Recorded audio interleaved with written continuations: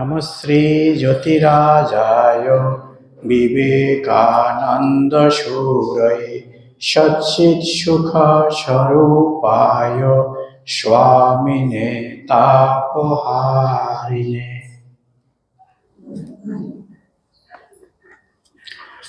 আমরা স্বামী শিষ্য সংবাদ পাঠ ও অনুধ্যান করছি শরৎচন্দ্র চক্রবর্তী মহাশয়ের সংকলিত। আমাদের এখন আমরা অষ্টাদশ বল্লীতে আছি। আজকে আমরা সেখান থেকে শুরু করব। সময় 1898 খ্রিস্টাব্দ, আর স্থান বেলুরের আমাদের যে ভাড়াটিয়া মঠবাটি ছিল সেখানে। এটা নীলাম্বর মুখার্জির বাগান বাড়ি।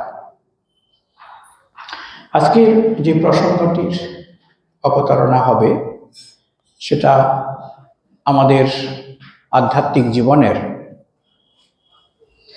সর্বোচ্চ যে অনুভূতি সেটা নিয়ে স্বামীজির সঙ্গে শিষ্যের কথোপকথন চলছে।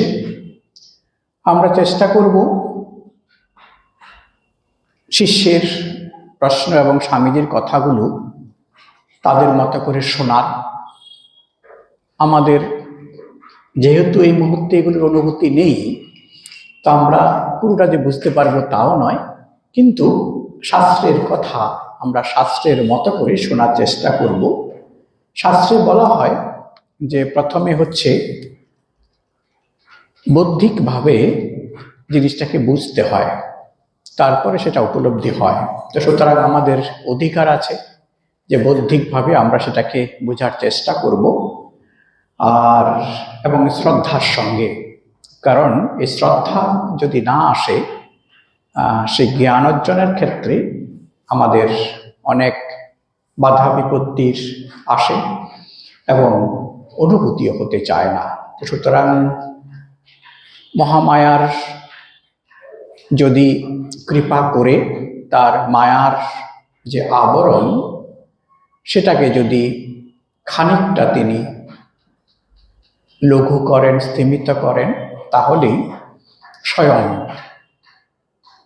সে ব্রহ্মের প্রকাশ ঘটে।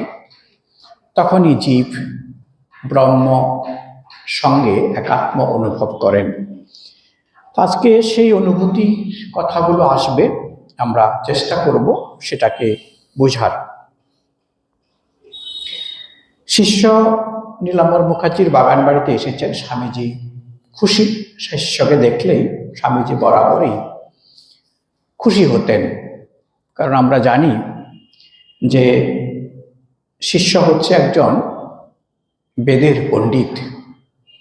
শুধু তাই নয়, তিনি একজন নিষ্ঠাপর ব্রাহ্মণ। তার মধ্যে একটু ব্রাহ্মণত্বের অহংকার ছিল এবং গুরু কৃপায় আমরা দেখতে পাবো সেই অহংকারটাও চলে যায়। কিন্তু স্বামীজি তাকে বড় ভালোবাসতেন তার বিদ্যার গুণের জন্য, বিদ্যার অনুরাগের জন্য, প্রীতির জন্য স্বামীজি তাকে খুব ভালোবাসতেন। এবং এই শিষ্যের কল্যাণে আমরা স্বামীজির একটা বিশেষ বিশেষ ক্ষণ বা দিকগুলো আমাদের কাছে উন্মোচিত হয়েছে। আমরা স্বামীজিকে যখন জানার চেষ্টা করি, মূলত স্বামীজির যে বক্তৃতা, চিঠিপত্র, সেগুলোকে নিয়ে জানার চেষ্টা করি। কিন্তু এই যে একটা আমাদের পরম্পরা, গুরু শিষ্যের মধ্যে যে প্রশ্ন এবং উত্তর থাকে, আমরা এই স্বামীজির ক্ষেত্রে যদি এই শরৎচন্দ্র চক্রবর্তী মহাশয় না থাকতেন তাহলে সত্যি আমরা অনেকটা বঞ্চিত হতাম। কিন্তু আমরা সৌভাগ্যবান যে তিনি ঈশ্বরের ইচ্ছাতে আমাদের গুরু বিবেকানন্দ, আচার্য বিবেকানন্দের এই দিকটাও আমাদের কাছে উন্মোচিত করেছেন। আমরা চেষ্টা করছি পড়ার। স্বামীজি বলছেন যে এমন জায়গা ছেড়ে তুই কিনা কলকাতায় যেতে চাস, এখানে কেমন পবিত্র ভাব, কেমন গঙ্গার হাওয়া, কেমন সব সাধুর সমাগম, এমন স্থান কি আর কোথাও খুঁজে পাবি? স্বামীজি উৎসাহিত করছেন এই যে পরিবেশ, এবং মহাতীর্থ গঙ্গা, তার উপকূলে বাস, সাধু সঙ্গ, তাকে স্মরণ করিয়ে দিচ্ছেন। শিষ্য বলছেন, মহাশয়, বহু জন্মান্তরের তপস্যায় আপনার সঙ্গ লাভ হইয়াছে। এখন যাহাতে আর মায়া মোহে না পড়ি, কৃপা করিয়া তাহা করিয়া দিন। এখন প্রত্যক্ষ অনুভূতির জন্য মন মাঝে মাঝে বড় ব্যাকুল হয়। এই প্রশ্নটি বা এই জিজ্ঞাসাটি আসা অতি উচ্চ স্তরের অবস্থা বলতে হবে সাধকের। আমরা মোটামুটি শুনেছি যে আধ্যাত্মিক পথে বা ধর্মপথে জীব যখন চলে, আমাদের শাস্ত্রে তাদের 4টে ভাগের কথা বলা হয়েছে। এটা ধর্ম, অর্থ, কাম, মোক্ষ। এই যে চতুর্ভাগ, 4টি ভাগের মধ্যে এই শিষ্য এখানে যে প্রশ্নটি করেছেন, এটি হচ্ছে মোক্ষ মার্গের। তো এই অবস্থাটা একমাত্র জীবের আসে, বা এই জিজ্ঞাসাটা আসাই খুব কঠিন, যেখানে শিষ্য বলছেন বা সাধক বলছেন যে আমি প্রত্যক্ষ অনুভূতি চাই। আমাদের ভারতীয় বৈদিক যে আধ্যাত্মিক পরম্পরা, সেখানে মূলত 2টি ভাগে অনুভূতির কথা বা আত্যন্তিক ধর্ম লাভের কথা আমরা বুঝতে পারি বা জানতে পারি। সেটা হচ্ছে একটা হচ্ছে যে আমরা ঈশ্বরকে বিভিন্নভাবে পুজো করি, আরাধনা করি, যাতে তার কৃপা পেয়ে আমাদের মুক্তি হয়। এটা আমি ধরেই নিচ্ছি যে আমরা যে আলোচনাটা করছি, আমরা এখানে বসে মোক্ষ, যারা মোক্ষ চাইছেন, মুক্তি চাইছেন, আমরা সাধারণ যে জীব, সাধারণ মানুষরা বেশিরভাগ ক্ষেত্রেই আমরা এইটা পর্যন্তও যাই না। আমরা চাই একটু ভালো থাকতে। এই ভালো থাকাটার মধ্যে সাধারণত ওই ধর্ম, অর্থ, কাম এর মধ্যে সীমাবদ্ধতা হয় বা সীমাবদ্ধ থাকি। কিন্তু এটাও খুবই উচ্চ মার্গে। কেউ যদি ধর্মপথে চলার ইচ্ছা প্রকাশ করেছেন, সেটাও অতি সৌভাগ্যের। সংসার ভোগ করতে চাইছেন, এই শরীর মানে হচ্ছে ভোগের জন্যই শরীর ধারণ।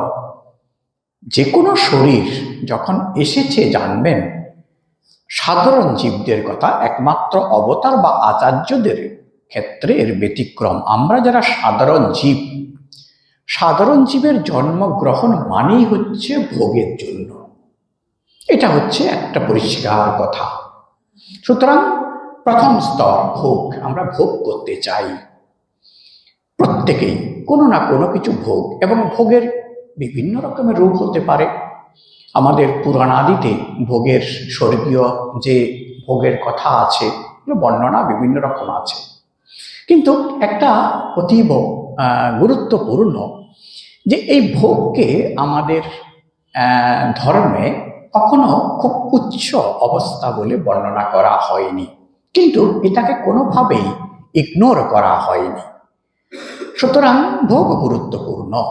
একটি মানুষের যদি ভোগের যদি নিবৃত্তি না হয়, সে কখনোই নিবৃত্তি মার্গে আসবে না। এটা হচ্ছে একেবারে স্বাভাবিক কথা। কেউ যদি দেখেন, বা আপনার যদি হয় বা আমাদের যদি হয়, যে কখনো মনে হচ্ছে যে এবার একটু মুক্তি হলে ভালো, তাহলে বুঝতে হবে যে হয় পূর্ণ বা আংশিকভাবে হলেও ভোগের নিবৃত্তি হয়েছে, বা এই ভোগপরায়ণ যে সংসার, সেখানের মধ্যে ভোগকে আহরণ করতে গেলেও ভোগ কখনো শুধুমাত্র একেবারে নিরন্তর সুখের মধ্যে দিয়ে আসে না। ক্রমাগত বিভিন্ন সংগ্রাম, লড়াই, দুঃখের মধ্যে দিয়েই এই ভোগটা করতে হয় এবং তার জন্য যথেষ্ট পরিশ্রম, সাহস অবলম্বন করতে হয়। তাহলেই এই ভোগের জন্য যে ধরনের প্রয়োজন সেটাকে মানুষ সঞ্চয় করতে পারে।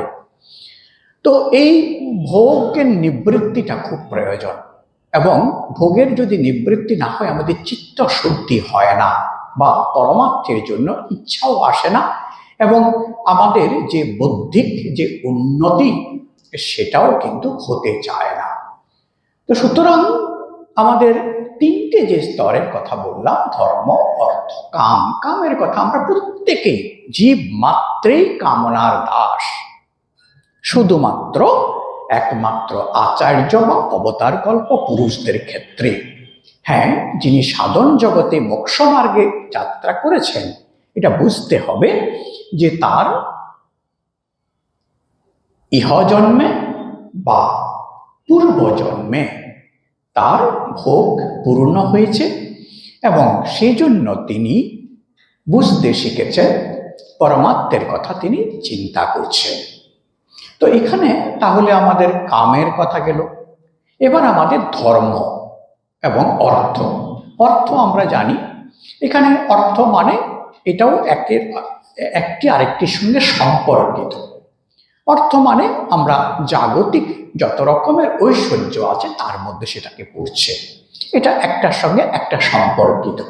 যেমন মনে করুন, কাম ভোগের জন্য আমাদের সুস্থ শরীর লাগবে, সুস্থ মন লাগবে, তা না হলে হবে না। আবার ঐশ্বর্য না হলে এটা পূর্ণ হবে না।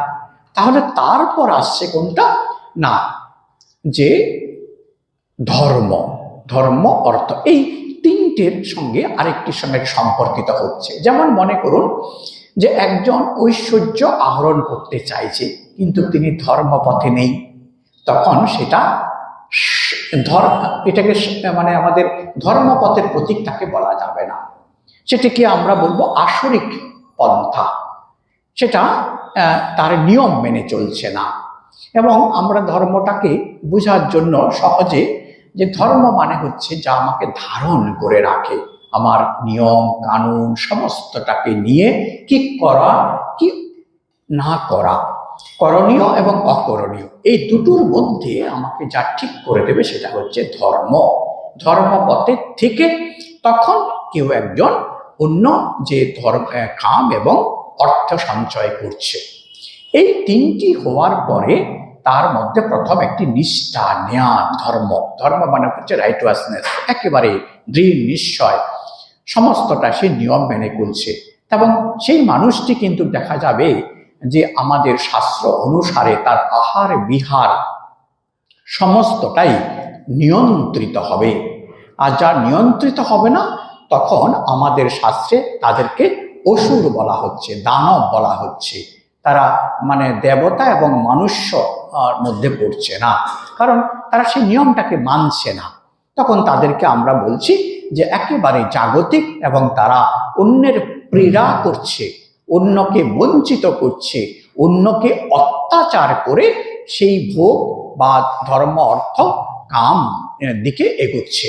কিন্তু যিনি সাধক সেটা কিন্তু তিনি করবেন না। তো এইটা করার পরে সাধকের, আমরা ধরেই নিচ্ছি এখানে আমরা সাধারণ মানুষ, সাধারণ জীব যে ধর্মপথে আছে তার কথাই আমরা বলছি, হওয়ার পরে এবার তিনি এই প্রশ্নটা আসার জন্য এতগুলো জিনিসের প্রয়োজন। এবং এই যে অধিকারীর কথা বলা হচ্ছে, মানে এইটার জন্য কে অধিকারী, এই অধিকারী কথা বলাটার জন্য শাস্ত্র অনুসারে আমার কথাতে আমরা কথাগুলো বললাম। এবং সেটাকে কি বলা হচ্ছে, যে এই জন্মে বা পূর্বজন্মে ধর্মপথে চলে, গুরুর নির্দেশ মতো চলে, তিনি তার যে ধ্যান বা প্রাণায়াম পরায়ণ সমস্ত করে, প্রায়শ্চিত্তাদি যদি পাপ করে থাকে সে প্রায়শ্চিত্তাদি তিনি সমস্ত কিছু করেছেন। করার পরে এবার তার মনে ইচ্ছা জেগেছে যে আমি আমার স্বরূপকে জানতে চাই, আমার মধ্যে যে চৈতন্য আছে খানিকটা আমি বুঝতে পারছি। এতদিন পর্যন্ত শুধুমাত্র বাইরে খুঁজে বেড়াচ্ছি।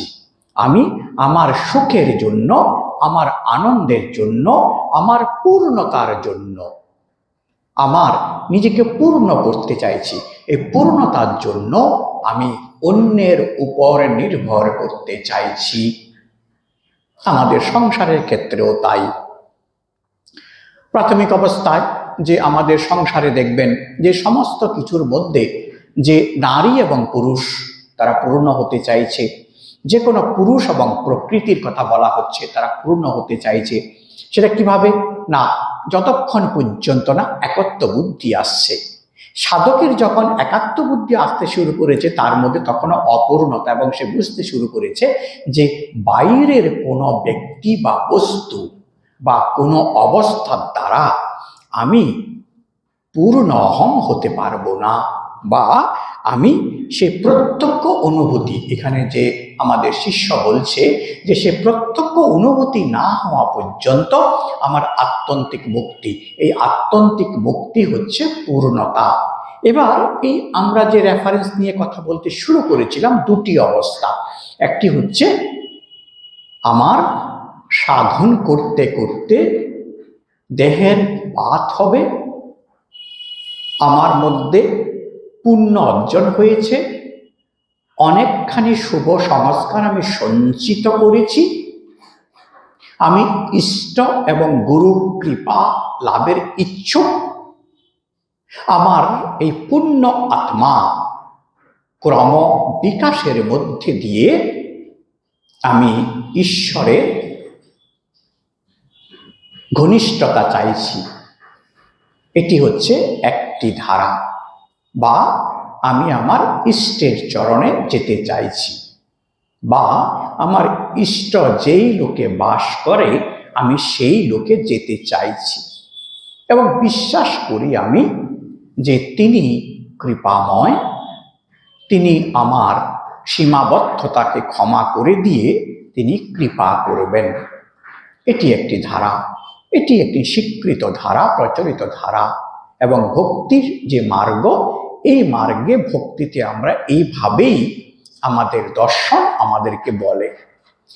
এখানে যে প্রশ্নটা আমরা ঢুকছি, যে বিষয়টাতে আমরা ঢুকছি, সেটা কিন্তু বলছে যে প্রত্যক্ষ অনুভূতি। তো প্রত্যক্ষ অনুভূতি কোথায় হবে? আমার এই শরীরে হবে, কারণ শরীরে যদি না থাকছে সে তো প্রত্যক্ষ হবে না, কারণ আমি নেই।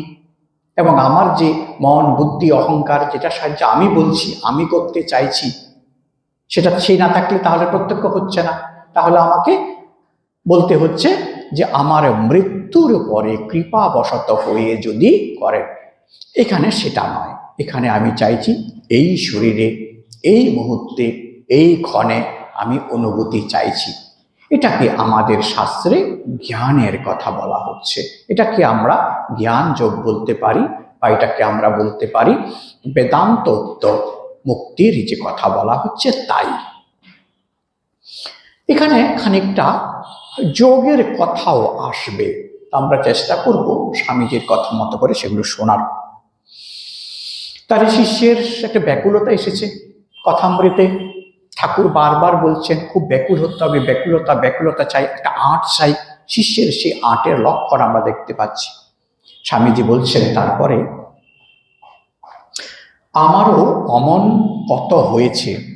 কাশীপুরের বাগানে একদিন ঠাকুরের কাছে খুব ব্যাকুল হয়ে প্রার্থনা জানিয়েছিলাম।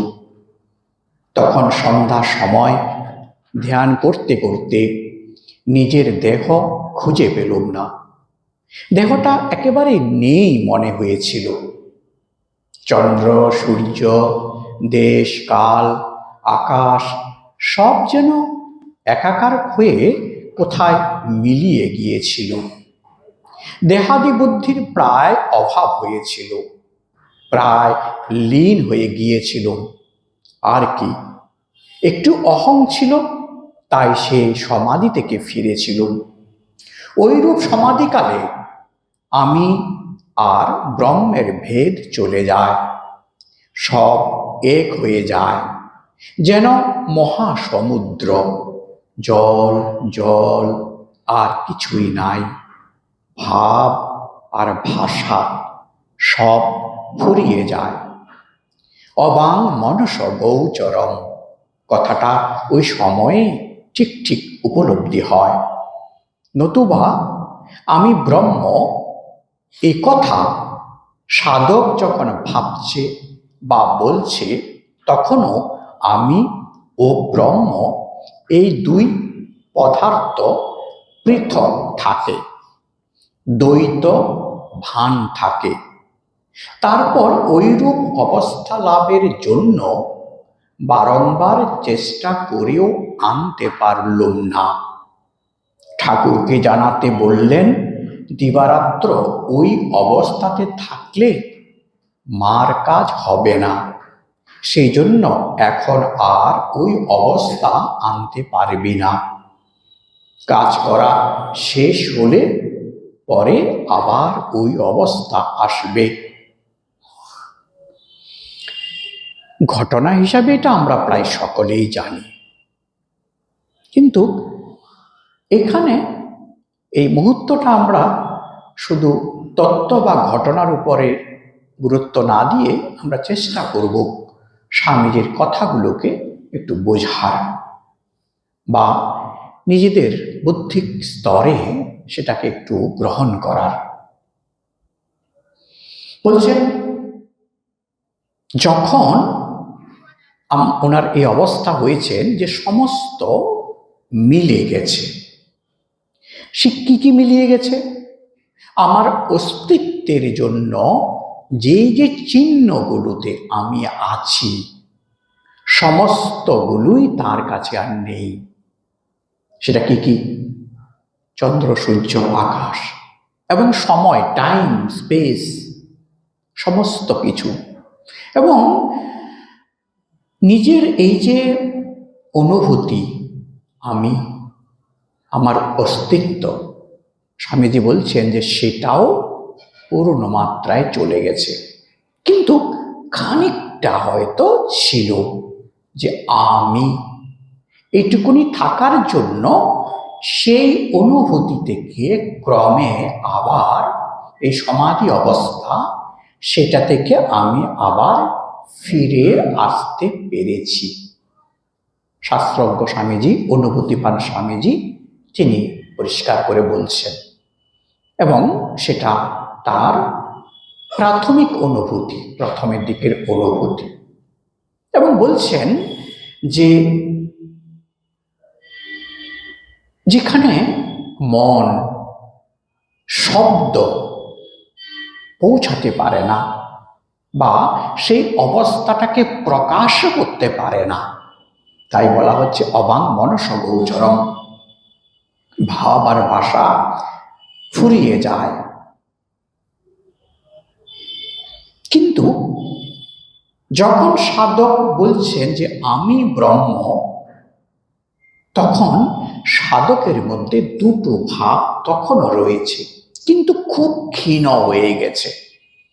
ক্ষীণ হওয়ার কারণে তার অনুভূতি হচ্ছে, এবং যেহেতু একটু দ্বৈতের ভাব রয়ে গেছে, সেই জন্য পূর্ণ সমস্ত লয় হয়ে যাওয়া, শরীর, মন, বুদ্ধি, তাতে যে লয় হয়ে বিলীন হয়ে যাওয়া, সেটা না হয়ে আবার পুনরায় সাধক এই স্তরে ফিরে আসছেন। স্বামীজির কথা থেকে আমরা এটাই বুঝতে পারছি। এবং তিনি পরবর্তীকালে বলছেন যে আমি আর চেষ্টা করেও পারলাম না, ঠাকুরকে বলল, ঠাকুর বলল যে এই অবস্থা যদি সব সময় থাকে, সংসারে মায়ের যে কিছু কাজ জন্য স্বামীজি এসেছেন সেটা হবে না, সেটা হয়ে গেলে পুনরায় তিনি তাকে মা দিয়ে দেবেন, সেটুকুনির জন্য আর হবে না। কাজ হয়ে গেলে আবার তুই সে অবস্থায় পাবে। শিষ্য, এবার একটু জটিল তত্ত্বগুলো আসছে। নিঃশেষ সমাধি বা ঠিক ঠিক নির্বিকল্প সমাধি হইলে তবে কি কেহই আর পুনরায় অহং জ্ঞানের আশ্রয় করিয়া দ্বৈতভাবের রাজত্বে সংসারে ফিরিতে পারে না? স্বামীজি ঠাকুর বলতেন, একমাত্র অবতাররাই জীবহিত কামে ওই সমাধি থেকে নেমে আসতে পারে। সাধারণ জীবের আর উত্থান হয় না। 21 দিন মাত্র জীবিত থাকে, তার দেহটা শুষ্ক পত্রের মতো সংসার রূপ বৃক্ষ হতে খসে পড়ে যায়। এটি আমাদের যোগ, যেটাকে আমরা পাতঞ্জল যোগ রূপে জানি, যোগসূত্র, যার উপরে যে দর্শনটি দাঁড়িয়ে আছে সেখানে এই বর্ণনা আছে, সেখান থেকে কথাটি আসছে। একটু আগে স্বামীজির যে অনুভূতি পেলাম সেটা জ্ঞান যোগের কথা। আমাদের স্বামীজির যে 4টি যোগ, জ্ঞান, কর্ম, ভক্তি, রাজযোগ, সেই 4টি ভাগের দৃষ্টিকোণ থেকে কথাগুলো বলছি। শিষ্য, মন বিলুপ্ত হইয়া যখন সমাধি হয়, মনের কোনো তরঙ্গই যখন আর থাকে না, তখন আবার বিক্ষেপের, আবার অহং জ্ঞান লইয়া সংসারে ফিরিবার সম্ভাবনা কোথায়? মনই যখন নাই, তখন কে কি নিমিত্তই বা সমাধি অবস্থায় ছাড়িয়া দ্বৈত রাজ্যে নামিয়া আসিবে? এটা একটা টেকনিক্যাল প্রশ্ন শিষ্যের। বলছেন যে একবার যদি সমাধি হতে গেলে যদি কন্ডিশন এই ময়ের লয় হতে হবে, তাহলে ফিরে আসছি। তাহলে একবারে যদি মনের লয় হলে সমাধি হয়, তাহলে মনের যদি লয় না হইতে সমাধি হবে না। শিষ্যের প্রশ্ন, তাহলে সমাধি হলে এই যে ফিরে আসার যে অবস্থাটা, সেটা কিভাবে সম্ভব হতে পারে? স্বামীজি, বেদান্ত শাস্ত্রের অভিপ্রায় এই যে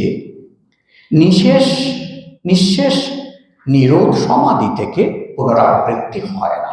এটাকে আমরা নির্বিকল্প সমাধি রূপেও আমরা জানি শব্দটা, যে সম্পূর্ণ লয়। এখানে অনাবৃত্তি শব্দাৎ,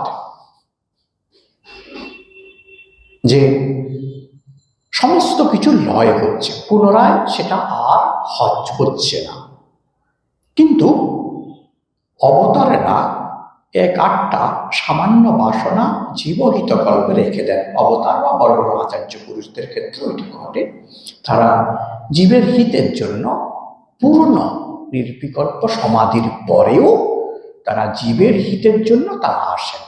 এবং আমরা শ্রীরামকৃষ্ণের জীবনীতেও ঠাকুরের গুরু তোতাপুরীর কাছে ঠাকুরের যখন সে বেদান্তের সাধনা করছেন এবং তার সেই সমাধির অবস্থার বর্ণনা আমরা শ্রী রামকৃষ্ণ লীলা প্রসঙ্গে পাই, এবং আমরা দেখতে পাই যে তার গুরুও খুব আশ্চর্য হয়েছিলেন যে এমন দীর্ঘক্ষণ নির্বিকল্প সমাধি এবং অত অল্প সময়ের মধ্যে তোতাপুরীজি আর কখনো পাননি তার জীবনে।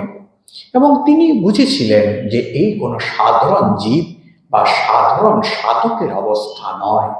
তখন তিনি যে শক্তি মানতেন না, মাকে মানতেন না, তখন তিনি বলছিলেন যে এই দৈবীর মায়া, এটা না হলে সম্ভব হতো না। ঠিক একই রকম এই কনসাসনেস যে কথা, সেটা সাধারণত হয় না।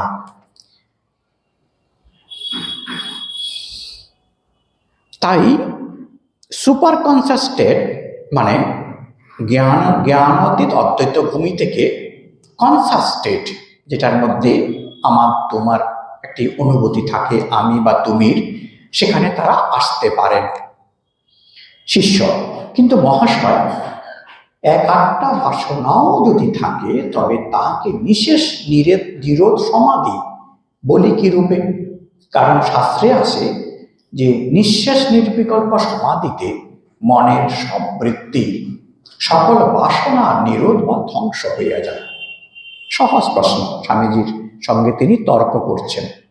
এটি আমাদের আমরা জানি আমাদের এই পরম্পরাতে যে গুরু এবং শিষ্যের মধ্যে তাকে সংশয় নিরসন না হওয়া পর্যন্ত শিষ্য তার গুরুকে প্রশ্ন করবে, এটাও তাই। স্বামীজি, মহাপ্রলয়ের পরে তবে সৃষ্টি বা আবার কেমন করে হবে? শিষ্যের প্রশ্ন অনুসারে স্বামীজি বলছেন যে তোর কথা অনুসারে যদি একবার সমাধি পান হওয়ার পরে পুনরায় আর সাধারণ ভূমিতে আসতে পারে না বা না আসতে না পারারই কথা, তাহলে স্বামীজি একটি কথা বলছেন যে সৃষ্টি, স্থিতি, লয়, এই যে স্থিতি এবং লয় হচ্ছে, ধ্বংসের পরে যে পুনরায় যে সৃষ্টি হচ্ছে, সেটা কোথায় থেকে আসছে? স্বামীজি একটি আমাদের শাস্ত্রের যে সিদ্ধান্তের কথা তুলেছেন, মহাপ্রলয়ে তো সব ব্রহ্মে মিশে যায়, তারপরেও কিন্তু আবার শাস্ত্র মুখে সৃষ্টির প্রসঙ্গ শোনা যায়। সৃষ্টি ও লয় প্রবাহাকারে আবার চলতে থাকে। মহাপ্রলয়ের পরে সৃষ্টি ও লয়ের আবর্তনের ন্যায় মহাপুরুষ দিগেরও নিরোধ ও উত্থান তদ্রূপ অপ্রাসঙ্গিক কেন হবে? এই যে আমরা বলছি বা স্বামীজি বলছে, সেটার মধ্যে আমি অযৌক্তিক কিছু দেখতে পাচ্ছি না, তুই যেটাকে প্রশ্ন করছিস। শিষ্য, আমি যদি বলি লয়কালে পুনঃ সৃষ্টি, বীজ ব্রহ্মে লীন প্রায় থাকে, উহা মহাপ্রলয় বা নিরোধ সমাধি নয়, কিন্তু সৃষ্টির বীজ ও শক্তির পটেনশিয়াল আকার ধারণ মাত্র। একেবারে সূক্ষ্ম কিছু শব্দের যেন কথা।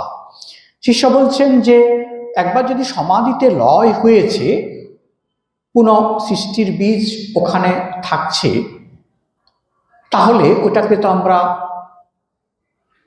মহালয়, প্রলয় বা নিরোধ সমাধি বলতে পারি না।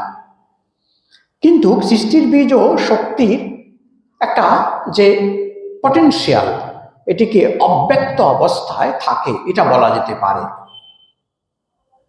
স্বামীজি, তাহলে আমি বলবো যে ব্রহ্মের কোনো বিশেষণের আভাস নাই, যা নির্লেপ ও নির্গুণ, তার দ্বারা এই সৃষ্টি বা কিরূপে হওয়া সম্ভব, তার জবাব দে।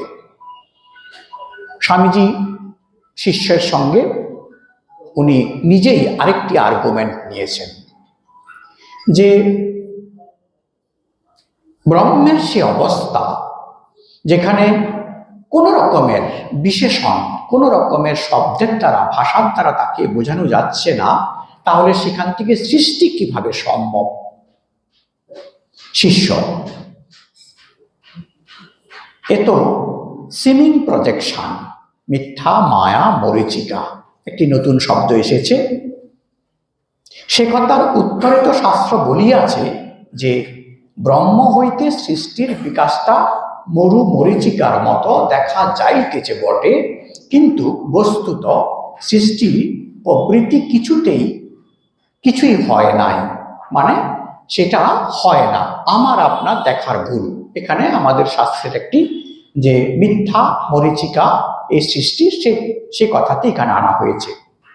ভাববস্তু ব্রহ্মের অভাব বা মিথ্যা মায়া শক্তি বশত এই রূপ ভ্রম দেখাইতেছে।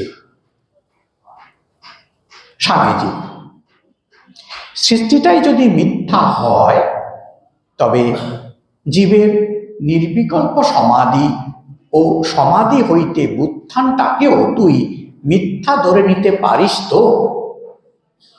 জীব সতই ব্রহ্মস্বরূপ, তার আবার বন্ধের অনুভূতি কি? তুই যে আমি আত্মা এই অনুভব করতে চাস, সেটাও তাহলে ভ্রম, কারণ শাস্ত্র বলছে ইউ আর অলরেডি দ্যাট। অতএব অয়মেব হি তে বন্ধ সমাধি অনুতিষ্ঠসি, তুমি যে সমাধি লাভ করতে চাইছিস, এটাও তোর বন্ধন। একটি শাস্ত্রের অবস্থা, প্রথম আমাদের বেদান্ত মতে আমাদের একটি সিদ্ধান্ত, এটা একটু আমাদের বোঝা কখনো কোনো একটু সমস্যা হয়, বা অনেকের পক্ষে এটা হয়তো গুরু কৃপাতে বোঝা সহজ হয়, যে শাস্ত্রের, বেদান্তে শাস্ত্রের সিদ্ধান্ত হচ্ছে যে আমার আপনার জন্ম হয়নি, তাহলে এই যে অবস্থা আমি দুঃখ কষ্ট পাচ্ছি, এবং এই দুঃখ কষ্ট পাওয়াটাকেও বলছে যে এইটা যেন হচ্ছে। তাহলে কেউ যদি মনে করছে যে আমি দুঃখী, সে দুঃখী। আবার কেউ যদি বলছেন যে না আমি দুঃখী নয়, তিনি সেই অবস্থা লাভ করছেন। এখানে সহজ সরলভাবে বোঝার জন্য মায়ের একটি কথা আমরা মনে করব। বলছেন যে মনেতেই বদ্ধ, মনেতেই মুক্ত। এটি ঠাকুরের অভাব। তাহলে কি করে সম্ভব? এই তথ্যটার অনুসারী হয়ে এটা সম্ভব। আমি যদি নিজেকে মনে করি আমি বদ্ধ, আমি বদ্ধ, কিন্তু আমি যদি মনে করি নিজেকে আমি মুক্ত,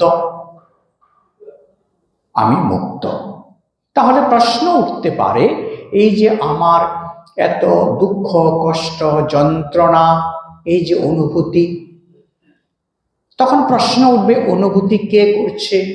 না আমি করছি। আর কি কি এই আমির আর কি কি স্বরূপ হতে পারে? না আমার শরীর কষ্ট পাচ্ছে। আর কি হতে পারে? না আমার মন কষ্ট পাচ্ছে। কিভাবে পাচ্ছে? কখনো বা অপমানে, কখনো বা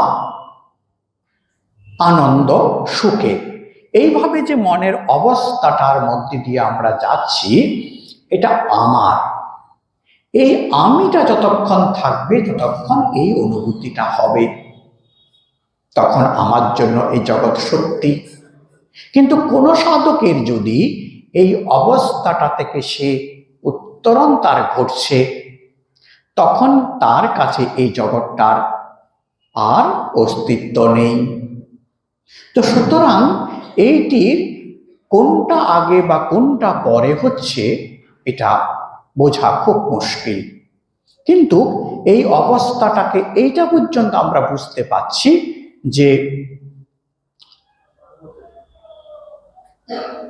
এই মুক্তির ইহ শরীরের যে প্রত্যক্ষ অনুভূতি আমার হয়ে যাওয়ার পরে আর অস্তিত্ব থাকছে না।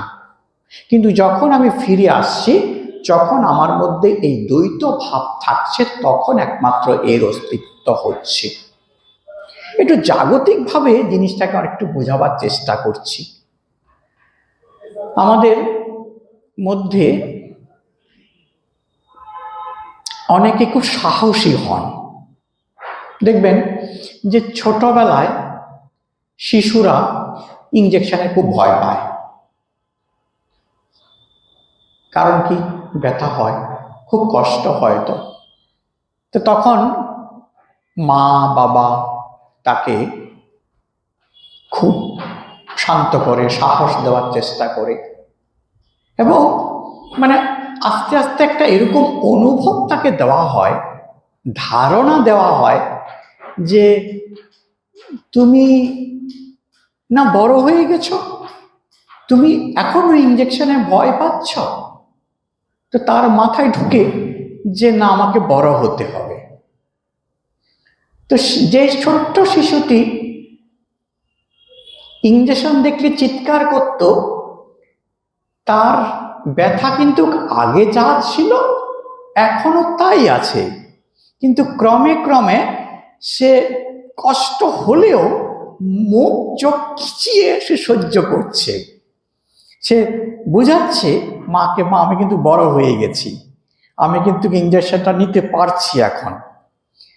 এবং কিছুদিন পর পরে সে নিজেই একদিন রিয়েলাইজ করলো হঠাৎ করে যে তাই তো, গত বছর জ্বরের সময় আমাকে যখন বা অসুস্থতার সময় ইঞ্জেকশন দেওয়া হয়েছিল খুব কষ্ট পেয়েছিলাম, এবার এই যখন ডাক্তার কাকু দিল এবার আর তো ব্যথা পেলাম না, আমি তো আর কাঁদলাম না।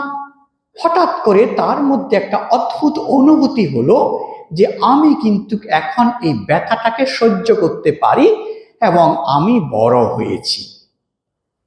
এবার প্রশ্ন উঠতে পারে তার কিন্তু ব্যথার অনুভূতিটা আগেও ছিল, এখনো আছে, শুধুমাত্র তার মনটি তৈরি হয়েছে যে নিজেকে বোঝাবার জন্য বা ইঞ্জেকশনটা যখন সে নিচ্ছে তার ওই ব্যথার অনুভূতিটা ওখান থেকে সরিয়ে সে মনটাকে একটু অন্যদিকে সরাবার যে একটি প্রক্রিয়া সেইটা শিখেছে। সুতরাং আমরা যারা সাধারণ মানুষ, আমরা যারা ভাবছি যে এতক্ষণ যে কথাগুলো বললো এগুলো আমাদের জন্য নয় বা এইটা আমাদের হতে পারে না, তা কিন্তু নয়।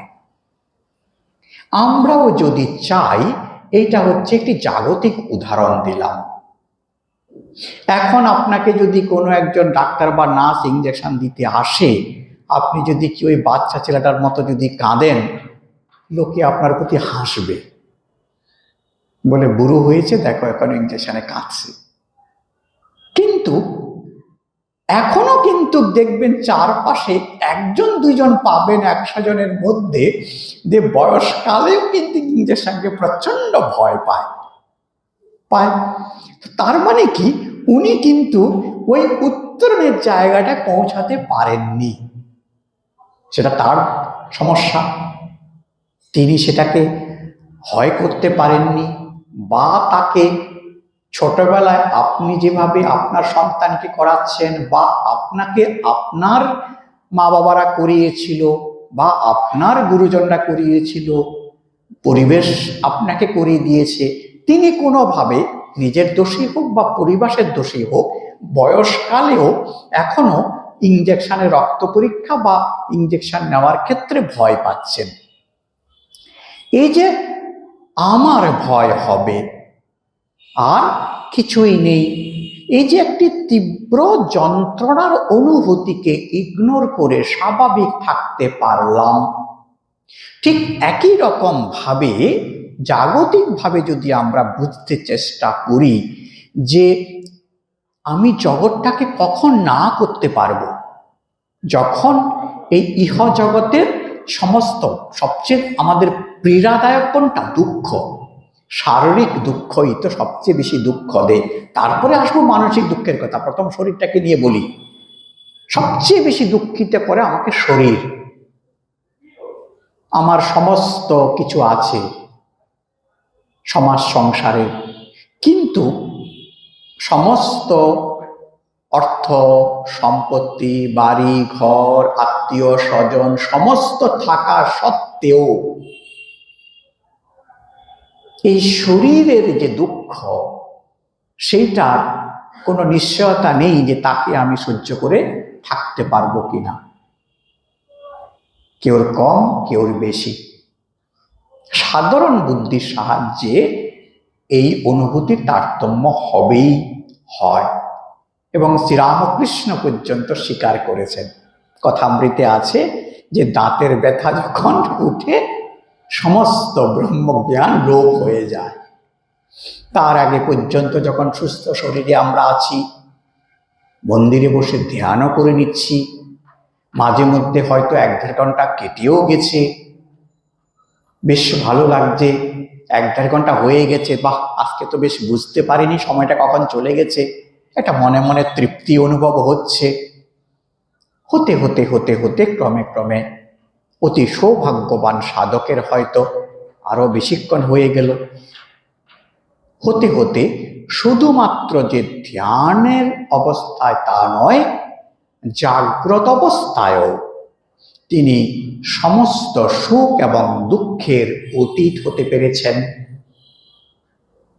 শুধু সমাধি অবস্থায় তিনি ব্রহ্মে আছেন তা নয়, তিনি আহার বিহার বিচরণের ক্ষেত্রেও, অর্জুনেরও প্রশ্ন ছিল গীতাতে যে ভগবান তুমি বলো তারা কেমন আহার করেন, কারা, যাদের সেই ব্রহ্মজ্ঞান হয়েছে, যারা স্থিতপ্রজ্ঞ হয়েছে, তারা শুধু সমাধিতে কেমন থাকেন তা নয়, যারা সমাধিবান হবেন, যারা স্থিতপ্রজ্ঞ হবেন, যাদের এই একাত্ম অনুভূতি হবে, তাদের কেমন আচরণ। সুতরাং ওখানে অর্জুন প্রশ্ন করেননি যে শুধুমাত্র সমাধি অবস্থায় তারা কেমন হবে তুমি একটু বলো, তিনি বলছেন তারা কেমন বিচরণ করেন, তাদের স্বভাব কেমন হবে, তাদের দেখতে কেমন হবে, তখন ভগবান তার উত্তরে শীতপজ্ঞে লক্ষণ বলছেন, প্রজহাতি যদা কামান সর্বান পাত্য মনোগতান আত্মনে বা আত্মনা তুষ্ট ত্রিতপজ্ঞ তদুচ্যতে দুঃখেষু অনুদ্বিগ্নমনা সুখেষু বিগত স্পৃহা ইত্যাদি ইত্যাদি ইত্যাদি ইত্যাদি আমাদের চলছে। সেখানে তিনি বিভিন্ন লক্ষণগুলো বলছেন। সেই লক্ষণগুলো অবস্থা প্রাপ্তির পরে হবে, আবার এই লক্ষণগুলো দেখা গেলে ওই অবস্থার দিকে আমরা যাচ্ছি বলে বোধ হবে। তো সুতরাং এটা একটার সঙ্গে যেন আরেকটা জড়িয়ে আছে। স্বামীজির এই প্রশ্নটা যখন বললেন, শিষ্য পুরো কনভিন্স হননি।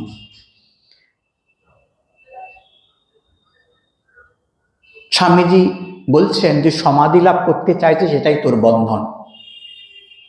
ভয়ানক মুশকিল কথা।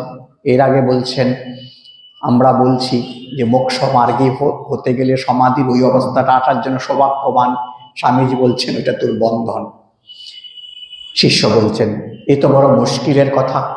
আমি যদি ব্রহ্মই, তবে ওই বিষয়ে সর্বদা অনুভূতি হয় না কেন? এটা আমরা একটু পড়ে যাব স্বামীজির এই কথা। স্বামীজির এই যে অংশটুকু পড়ব, এটা আমরা স্বামী শিষ্য সংবাদের আমি যে পুস্তকটি পড়ছি, অষ্টাদশ পল্লীর 111 নম্বর পাতা। আপনারা যারা পরে এই ভিডিও দেখবেন তারাও চাইলে এটা একটু পড়তে পারবেন বা আরেকবার পুনরায় দেখতে পারেন। স্বামীজি কনসাস প্লেনে ওই কথা অনুভূত হলে একটা করণ বা যা দ্বারা অনুভব করবি তা একটা চাই, একটা ইনস্ট্রুমেন্ট। মন হচ্ছে আমাদের সেই করণ। কিন্তু মন পদার্থটা তো জড়। পিছনে আত্মার প্রভায় মনটা চেতনের মতো প্রতিভাত হচ্ছে মাত্র। পঞ্চদশিকার তাই বলছেন, চিচ্ছায়াবশত শক্তি চেতনে এব বিভাতি সা। চিৎস্বরূপ আত্মার ছায়া বা প্রতিবিম্বের আবেশে শক্তিকে চৈতন্যময়ী বলিয়া মনে হয়। ওই জন্যই মনকেও চেতন পদার্থ বলিয়া বোধ হয়। অতএব মন যদি শুদ্ধ চৈতন্য স্বরূপ আত্মাকে, অতএব মন দিয়ে শুদ্ধ চৈতন্য স্বরূপ আত্মাকে যে জানতে পারবি না, এ কথা নিশ্চয়। মনের পারে যেতে হবে। মনের পারে আর তো কোনো করণ নেই, এক আত্মাই আছেন। সুতরাং যাকে জানবি সেটাই আবার করণ স্থানীয় হয়ে দাঁড়াচ্ছে। কর্তা কর্ম করণ এক হয়ে দাঁড়াচ্ছে। এই জন্য শ্রুতি বলছে, বিজ্ঞাতম মরে কেন বিজানিয়াত। ফলকথা কনসাস প্লেনে অর্থাৎ দ্বৈত ভূমিতে উপরে একটা অবস্থা আছে, সেখানে কর্তা কর্ম করণাদির দ্বৈত ভান নেই। মন নিরুদ্ধ হলে তা প্রত্যক্ষ হয়। ভাষান্তর নেই বলে ওই অবস্থাটাকে প্রত্যক্ষ করা বলছি, নতুবা সেই অনুভব প্রকাশের কোনো ভাষা নেই বা হতে পারে না। শঙ্করাচার্য তাকে অপরাক্ষ অনুভূতি বলে গেছেন। ওই প্রত্যক্ষ অনুভূতি বা অপরাক্ষ অনুভূতি হলে অবতারে না, নিচে নেমে এসে দ্বৈত ভূমিতে তার আভাস দেন। সেই জন্য বলে, অনুভব হতেই বেদাদি শাস্ত্রের উৎপত্তি হয়েছে। সাধারণ জীবের অবস্থা কিন্তু নুনের পুতুলের সমুদ্রে মাপতে গিয়ে গলে যাওয়ার ন্যায়। বুঝলি? মোট কথা হচ্ছে যে তুই যে নিত্যকাল ব্রহ্ম, এই কথাটা জানতে হবে মাত্র। তুই সর্বদা তাই হয়ে রয়েছিস, তবে মাঝখানে একটা জড় মন, শাস্ত্রে যাকে মায়া বলেছে, এসে সেটা বুঝতে দিচ্ছে না। সেই সূক্ষ্ম জড়রূপ উপাদানের নিমিত্ত মনরূপ পদার্থটা প্রশমিত হলে আত্মার প্রভায় আত্মা আপনি উদ্ভাসিত হয়। এই মায়া বা মন যে মিথ্যা, তার একটা প্রমাণ এই যে মন নিজে জড় ও অন্ধকার স্বরূপ, পিছনে আত্মার প্রভায় চেতনাবোধ প্রতীত হয়। এটা যখন বুঝতে পারবি তখন এক অখণ্ড চেতনে মনের লয় হয়ে যাবি। তখনই অনুভূতি হবে অয়ম আত্মা ব্রহ্ম। এটার আমরা আর বিশেষ কোনো ব্যাখ্যা করব না।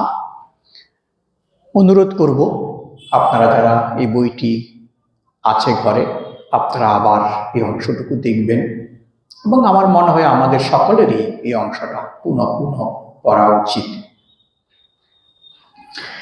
সেদিন শিষ্য মঠে আছেন, স্বামীজির সেবা করার সুযোগ পেয়েছেন, এবং শিষ্য সেদিন স্বামীজির ঘরেই গুরুর কাছে থাকার আদেশ পেয়েছিলেন, সুযোগ পেয়েছিলেন, এবং শিষ্যের সেদিন একটি সুন্দর অনুভূতি হয়েছে। তিনি একটা তার সুন্দর স্বপ্ন দর্শন করেছেন, এবং পরের দিন তিনি ইচ্ছা প্রকাশ করলেন স্বামীজিকে তিনি বিশেষ রূপে তিনি পুজো করবেন, এবং সেদিন তিনি স্বামীজিকে সুন্দর শিবের মতো সাজিয়ে ধূত্রা ফুল দিয়ে তিনি পূজা করেছিলেন। এবং সেই পূজাটা করার তৎক্ষণাৎ ইচ্ছা, তো কোথায় সে পুজোর আচরণ বা ব্যবস্থাপনা, তো তিনি ঠাকুরের যে বাসনাদি ছিল সেখান থেকে নিয়ে এসে তার গুরুকে তিনি ইষ্ট জ্ঞানে তিনি পুজো করেছেন। এবং স্বামীজিও বিশেষ সেই মুহূর্ত, স্বামীজিও সেটাকে কোনোভাবে বাধা দেননি। এবং স্বামীজি পরে রিয়েলাইজ করলেন, অনুভব করলেন যে শিষ্য ঠাকুরের পূজিত যে বাসন কোষণ সেটাকে নিয়ে পুজো করেছেন। তো তিনি হেসে হেসে বললেন, তিনি গ্রহণ করেছেন পুজো, কারণ তিনি আর তার সেই ওই অনুভূতিতে তিনি আছেন, এটা বোঝাই যাচ্ছে। এবং পরে যখন তিনি সাধারণ ভূমিতে এলেন, বলছেন তুই কি করলি কি আজকে, তোর আজকে একটা বিশেষ বকার ব্যবস্থা হয়েছে, যে বাবুরাম মহারাজ এসে তোকে এক্ষুনি খেয়ে ফেলবে। না কেন? বলছে তুই ঠাকুরের পূজার আসন এগুলো, তারপরে বাসন কোষণ এনে তুই আমাকে রেখে ওর মধ্যে তুই পুজো করিয়েছিস, দেখ কি হয়। ততক্ষণে বাবুরাম মহারাজ এসে পড়েছেন।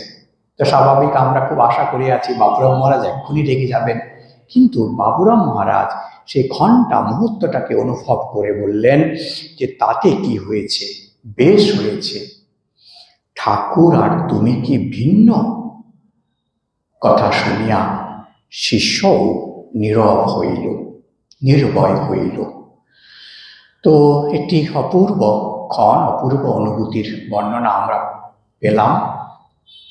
আমরা আমাদের এই অনুধ্যান এখানে রাখছি, কারণ এই অনুভূতিটা নিয়ে আমরা আমাদের অনুধ্যান চলতে থাকুক, এবং আমাদের দিব্যত্রয়ীর কাছে প্রার্থনা করি তিনি আমাদেরকে যোগ্য করে তুলুন, আমরা যাতে সেই অনুভূতির জন্য যোগ্য হই, এবং আমাদের মধ্যে যে মায়া আছে সেটা কমে গিয়ে আমরা যাতে ব্রহ্মের সঙ্গে ঐক্য অনুভব আমাদের জীবনে হয়, এই প্রার্থনা, এই বাসনা আমাদের সকলের জন্য।